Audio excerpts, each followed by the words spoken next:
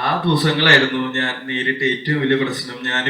ഇപ്പൊ ഇവർ രണ്ടുപേരും ഇവിടെ നിങ്ങളുടെ മുമ്പിൽ നിൽക്കുന്നതിലും കഷ്ടമായിട്ടായിരുന്നു ഞാൻ അവരുടെ മുമ്പിൽ എന്ത് പറയണം, എങ്ങനെ ഈ പടത്തിനെ പറ്റി അവരോട് പറഞ്ഞ് മനസ്സിലാക്കും എന്നുള്ള ഒരു വലിയ കൺഫ്യൂഷനിലായിരുന്നു ഞാൻ പ്രൊമോഷൻ. പക്ഷെ എന്റെ എന്തൊക്കെയോ എക്സ്പ്രഷനൊക്കെ മനസ്സിലായി. അവര് കൈയൊക്കെ അടിച്ചു. അപ്പൊ എനിക്ക് ഒരുപാട് സന്തോഷമായി. അപ്പൊ എന്തായാലും ആ ഒരു വലിയ ടാസ്ക് കഴിഞ്ഞിട്ട് ഇവിടെ വന്നപ്പോ ഇപ്പൊ എന്താ പറയാ, കന്നഡയാണ് ഇപ്പോ വായിൽ വരുന്നുള്ളൂ. അപ്പോ അതെല്ലാം ഇപ്പൊ അവിടെ ആയിരുന്നപ്പോ മലയാളം മാത്രമേ വരുന്നുണ്ടായിരുന്നുള്ളൂ. ഇവിടെ വന്നപ്പോ ഇപ്പൊ നമസ്കാരം എന്നൊക്കെ വരുന്നുണ്ട്. നമസ്കാരം എന്ന് മര്യാദക്ക് പറഞ്ഞോണ്ടിരിക്കണ്ടായിരുന്നു ഞാനാ.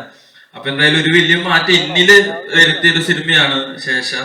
അപ്പൊ എന്തായാലും ശേഷ 2016 എന്ന് പറയുന്ന സിനിമ നമ്മൾ ട്രെയിലർ കണ്ട പോലെ തന്നെ കുറച്ച് ത്രില്ലർ പടമാണ്.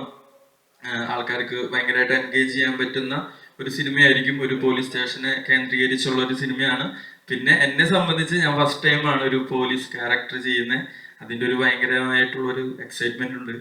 ഈ ഇതില് തോക്ക് പിടിച്ച് നിൽക്കുന്ന പോലെ പല പല സീനുകളിൽ നിൽക്കേണ്ടി വന്നപ്പോൾ സ്വയം ഭയങ്കര ഒരു സെൽഫ് ആയിട്ടൊരു സന്തോഷം തോന്നിയൊരു നിമിഷമായിരുന്നു ഇതിന്റെ ഷൂട്ടിംഗ് ഒക്കെ.